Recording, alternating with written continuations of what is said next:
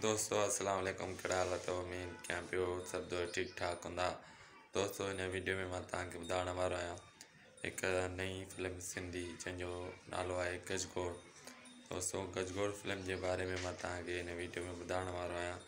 दोस्तों गजगोड़ फिल्म जो डायरेक्टर आहे सत्तालाल मजू ऐं आम। दोस्तों गजगोड़ फिल्म में सिंध जा बहितरीन ऐं सीनियर अदाकार कमु करे चुका आहिनि। बिलावल खोखर, सईं निसार शाह, मजू सत्तालाल, रीमा नाज़, संध्या अली, इन खां अलावा मशहूरु केटीअनि जा अदाकार फिल्म में कमु करे चुका आहिनि। दोस्तों हीअ फिल्म जेकी आहे त एडिट फिल्म जी हले पई उस्ताद मसूद अबड़े वटि।